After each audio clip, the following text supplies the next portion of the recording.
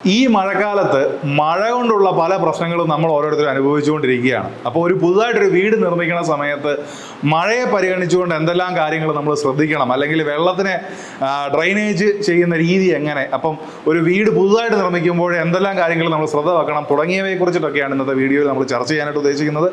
ഞാൻ Livin Thomas, green national ആർക്കിടെക്ചറിലെ chief ഡിസൈനറാണ്.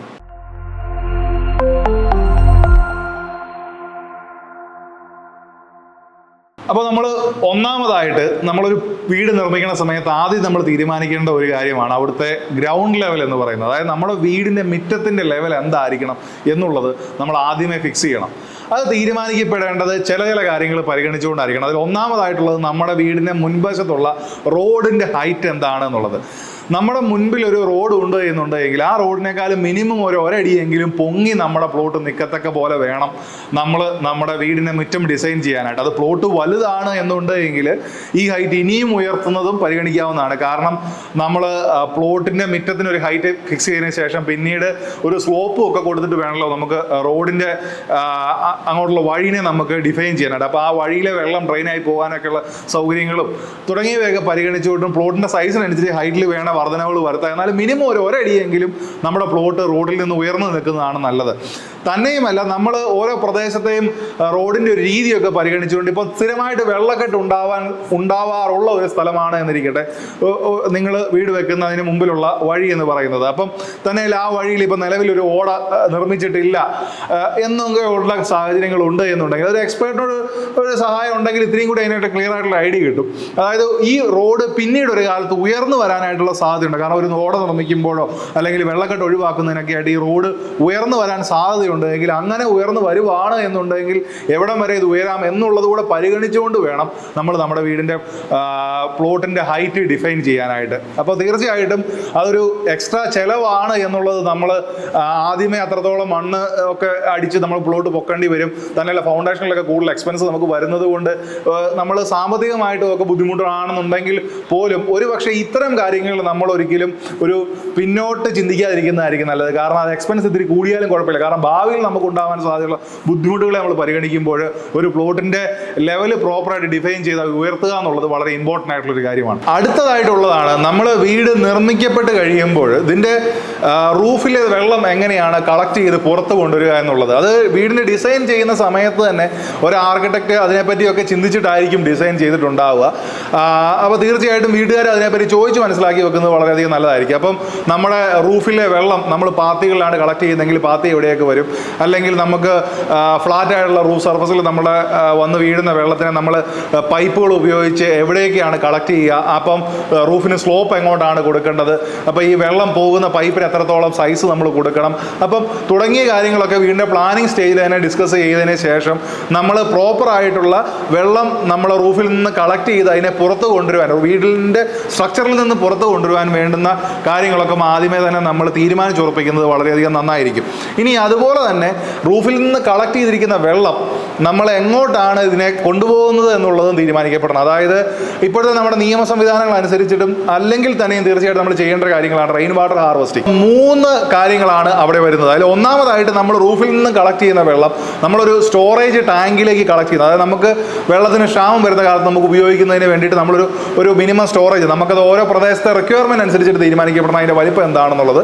അപ്പോൾ ഒരു റെയിൻ വാട്ടർ സ്റ്റോറേജ് ടാങ്കിലേക്ക് ആദ്യം ഈ വെള്ളം കളക്ട് ചെയ്യണം. രണ്ടാമതായിട്ട് ഈ ടാങ്കിൽ നിറഞ്ഞു കഴിഞ്ഞ് ഓവർഫ്ലോ ചെയ്യുന്ന വെള്ളം മണ്ണിലേക്ക് താഴുന്നതിന് വേണ്ടുന്നുള്ള റെയിൻ വാട്ടർ ഹാർവെസ്റ്റിങ്ങിന് വേണ്ടുന്ന കാര്യങ്ങൾ. അതായത് നമ്മൾ ഒരു കിണറുണ്ടെങ്കിൽ ആ കിണറിൻ്റെ പരിസരത്തായിട്ട് ഈ വെള്ളം ഭൂമിയിലേക്ക് താഴുന്നതിന് വേണ്ടുന്ന സാഹചര്യം, ഒരു കുഴിയെടുത്ത് അവിടെ കുറച്ച് പെബിൾസ് ഒക്കെ നിറച്ചിട്ട് ഈ വെള്ളം അതിലേക്ക് പോവുകയും അവിടുന്ന് ഡ്രെയിൻ ചെയ്ത് ഇത് കിണറ്റിലേക്ക് താഴുകയും ചെയ്യുന്നതിനുള്ള സംവിധാനങ്ങൾ ഉറപ്പുവരുത്തുക.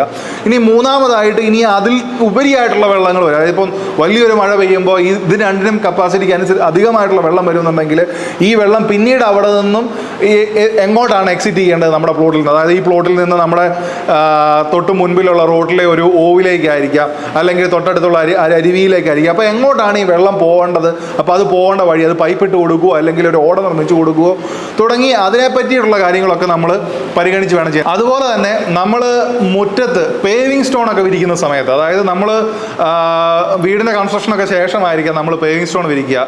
അപ്പോൾ ഈ പേവിങ് സ്റ്റോൺ വിരിക്കുന്ന സമയത്ത് ഈ നമ്മുടെ റൂഫിൽ നിന്ന് വരുന്ന വെള്ളം ഈ പേവിംഗ് സ്റ്റോണിൻ്റെ മേളിൽ കൂടെ ഒഴുകി പോകുന്നത് ഒഴിവാക്കാനായിട്ട് നമ്മൾക്ക് വേണമെന്നുണ്ടെങ്കിൽ ഫ്രീ ആയിട്ട് പ്ലാൻ ചെയ്ത് ചെറിയ ഗ്രേറ്റിങ്സ് കൊടുത്തിട്ട് ഡ്രെയിനേജിനുള്ള സംവിധാനങ്ങൾ നമ്മുടെ മുറ്റത്തിൻ്റെ പല ഭാഗങ്ങളിലായിട്ട് നമുക്ക് ക്രിയേറ്റ് ചെയ്യാം. അതിനുശേഷം ഈ പേവിംഗ് സ്റ്റോൺ വിരിക്കുമ്പോഴും അത് ഈ കൃത്യമായിട്ട് ഈ ഗ്രേറ്റിങ്സിലേക്ക് വെള്ളം എത്തിക്കാൻ പാകത്തിനുള്ള സ്ലോപ്പുകൾ കൊടുത്ത് വേണം നമ്മൾ ഈ പേവിംഗ് സ്റ്റോണൊക്കെ വിരിക്കാനായിട്ട്. അല്ലെങ്കിൽ വീടിൻ്റെ മുറ്റത്തിൻ്റെ പല പോർഷനുകളിലും വെള്ളം കെട്ടി നിൽക്കുന്നത് പോലെയുള്ള കാര്യങ്ങൾ ഉണ്ടാവാൻ സാധ്യതയുണ്ട്. തന്നെയല്ല, വീടിൻ്റെ തറയ്ക്കുള്ളിലേക്ക് വെള്ളം വരത്തക്ക രീതിയിൽ ഉള്ള സ്ലോപ്പുകൾ ഒരിക്കലും പേവിംഗ് സ്റ്റോൺ വിരിക്കുമ്പോൾ ഉണ്ടാക്കാതിരിക്കുക. അപ്പം വീട്ടിൽ നിന്നും പുറത്തേക്ക് വെള്ളം, മുറ്റത്തിൻ്റെ വീടിൻ്റെ സൈഡിൽ നിന്നും മുറ്റത്തിൻ്റെ വെളിവശത്തേക്ക് വെള്ളം പോകത്തക്ക രീതിയിൽ പേവിംഗ് സ്റ്റോണിനെ വിരിക്കുക തുടങ്ങിയ കാര്യങ്ങളൊക്കെ വളരെയധികം ശ്രദ്ധിക്കണം. പിന്നെ നമ്മൾ തീർച്ചയായിട്ടും മിക്കവാറും പറഞ്ഞു കേൾക്കുന്നൊരു കാര്യമാണ്, ഈ പേവിംഗ് സ്റ്റോൺ വിരിച്ച് കഴിഞ്ഞിട്ടുണ്ടെങ്കിൽ ഭൂമിയിലേക്ക് വെള്ളം താഴുന്നത് അത് തടയും, അല്ലെങ്കിൽ അതിനൊക്കെ അത് ബുദ്ധിമുട്ടാകും, അതുകൊണ്ടൊക്കെയാണ് വെള്ളപ്പൊക്കമാണ്. തീർച്ചയായിട്ടും അതൊരു തെളിയിക്കപ്പെട്ടുള്ള ഒരു വസ്തുതയല്ല. പക്ഷേ നമ്മൾ പേവിംഗ് സ്റ്റോൺ വിരിക്കുന്ന സമയത്ത് നമ്മൾ ചെയ്യരുതാത്തൊരു കാര്യമുണ്ട്. അതായത് പലരും പുല്ല് കയറുന്നത് ഒഴിവാക്കാനാണ് എന്നൊക്കെ പറഞ്ഞിട്ട് കട്ടിയുള്ള പ്ലാസ്റ്റിക് ഷീറ്റ് മണ്ണിന് മേളിൽ വിരിച്ചതിന് ശേഷം അതിൻ്റെ മേളിൽ ചിപ്സ് വിരിച്ചിട്ട് അതിന് മേളിൽ പേവിംഗ് സ്റ്റോൺ ഇടും. പക്ഷേ ഇത് നമ്മൾ കട്ടിയുള്ളൊരു പ്ലാസ്റ്റിക് ഷീറ്റ് നമ്മുടെ ഭൂമിക്ക് മേളിലൊരു കവറിങ് ആയിട്ട് കൊടുക്കുമ്പോൾ മഴവെള്ളം ഒരിക്കലും ഭൂമിയിലേക്ക് താഴാതിരിക്കാനായിട്ടുള്ള കാരണങ്ങളിലൊന്നായിട്ട് അത് വരും.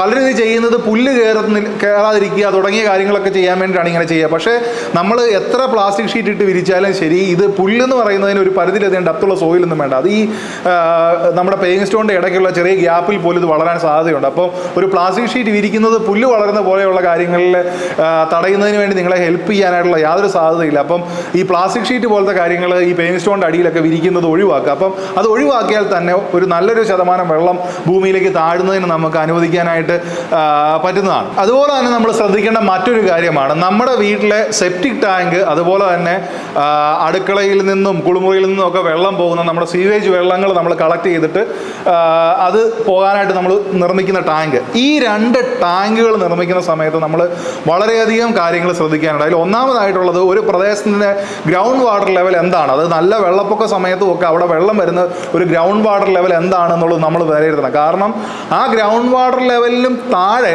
നമ്മൾ ഒരിക്കലും നമ്മുടെ സെപ്റ്റിക് ടാങ്കോ അല്ലെങ്കിൽ ഈ പറയുന്ന പോലത്തെ വേസ്റ്റ് വെള്ളം പോകുന്ന ടാങ്കുകളോ നമ്മൾ നിർമ്മിക്കാൻ പാടില്ല. കാരണം ആ ലെവലിനും താഴെയാണ് നമ്മൾ നിർമ്മിക്കുന്നുണ്ടെങ്കിൽ മഴക്കാലത്ത് ഈ ടാങ്കിൽ ഓട്ടോമാറ്റിക്കലി നമ്മുടെ പറമ്പിൽ അല്ലെങ്കിൽ നമ്മുടെ ആ പ്രദേശത്തുള്ള ഗ്രൗണ്ട് വാട്ടർ വന്ന് നിറയുകയും നമ്മുടെ സെപ്റ്റിക് ടാങ്ക് നിറഞ്ഞു കവിഞ്ഞു പോകുന്നതിന് അല്ലെങ്കിൽ പ്രോപ്പറായിട്ട് ഈ സെപ്റ്റിക് സിസ്റ്റം വർക്ക് ചെയ്യാതിരിക്കുന്നതിനൊക്കെ ഇത് കാരണമാകും. അപ്പോൾ ഒരു പ്രദേശത്തെ ഗ്രൗണ്ട് വാട്ടർ ലെവൽ എന്താണ് എന്നുള്ളത് ഡിഫൈൻ ചെയ്തിട്ട് ആ ലെവലിനെക്കാട്ടിലും മേളിലായിരിക്കണം നമ്മുടെ സെപ്റ്റിക് ടാങ്കിൻ്റെ വെള്ളം പുറത്തോട്ട് പോകുന്നതിനുള്ള പൈപ്പും മുതലായ കാര്യങ്ങൾ നമ്മൾ ഫിക്സ് ചെയ്തിട്ടുണ്ടാവുക. അതുപോലെ തന്നെ നമ്മൾ ശ്രദ്ധിക്കേണ്ട ഒരു കാര്യമാണ്, ഒരു സെപ്റ്റിക് ടാങ്ക് നമ്മൾ നിർമ്മിക്കാനായിട്ടൊരു സ്ഥലം സെലക്ട് ചെയ്യുന്ന സമയത്ത് ആ സ്ഥലത്ത് വെള്ളം ഡ്രെയിനായി പോകുന്ന ഒരു ടൈപ്പ് സോയിൽ അവിടെ ഉണ്ട്. ആ പ്രദേശത്തെ, അതായത് നമ്മൾ ആ കുഴി എടുത്തിരിക്കുന്ന സ്ഥലത്തെ സോയിലിൻ്റെ ടെക്സ്ചർ എന്താണ് എന്നുള്ളത് നമ്മൾ വിലയിരുത്തുന്നത് വളരെ നന്നായി. കാരണം ചില സോയിലുകൾ ഒരിക്കലും വെള്ളം അബ്സോർബ് ചെയ്യില്ലാത്ത സോയിലുകളുണ്ട്. അപ്പോൾ അങ്ങനത്തെ സ്ഥലത്ത് ഒരിക്കലും നമ്മൾ സെപ്റ്റിക് ടാങ്ക് നിർമ്മിക്കരുത്. കാരണം ഒരിക്കലും അതിലത്തെ വെള്ളം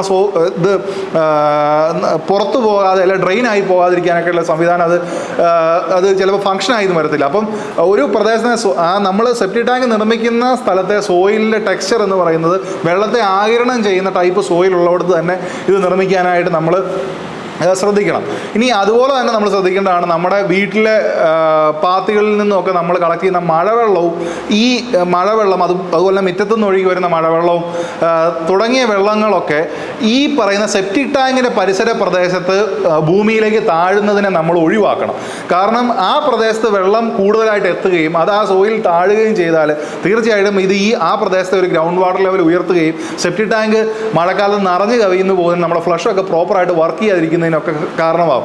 അപ്പം സെപ്റ്റിക് ടാങ്ക് നിർമ്മിക്കുന്ന സമയത്ത് തീർച്ചയായിട്ടും മഴവെള്ളം തുടങ്ങിയ കാര്യങ്ങളെക്കുറിച്ചും ഗ്രൗണ്ട് വാട്ടർ ലെവലിനെ കുറിച്ചും ഒക്കെ നമ്മൾ നന്നായിട്ട് പഠിക്കുന്നത് വളരെയധികം നന്നായിരിക്കും. അതുപോലെ തന്നെ നമ്മൾ ശ്രദ്ധിക്കേണ്ട മറ്റൊരു കാര്യമാണ്, നമ്മൾ മഴവെള്ളം കളക്ട് ചെയ്യാനായിട്ട് ഉപയോഗിക്കുന്ന പൈപ്പുകൾ. അതായത് ഇപ്പോൾ വാർക്കയുടെ മേളിൽ നിന്ന് വെള്ളം കളക്ട് ചെയ്യുന്നതായിക്കോട്ടെ, നമ്മുടെ മുറ്റത്തു നിന്ന് വെള്ളം കളക്ട് ചെയ്ത് പുറത്തോട്ട് പോകുന്നതായിക്കോട്ടെ, ഇവിടെയൊക്കെ നമ്മൾ കൊടുക്കുന്ന പൈപ്പുകളുടെ സൈസ് എന്ന് പറയുന്നത് അവിടെ ഒരു കണ്ടിന്യൂസ് ആയിട്ടുള്ള ഒരു വളരെ തീവ്രമായൊരു മഴ ഉണ്ടായാൽ ആ വെള്ളത്തിനെ പോകുന്നതിൽ പോലും കളക്ട് ചെയ്യാൻ പാകത്തിലുള്ളൊരു സൈസ് നമ്മളവിടെ കൊടുക്കണം.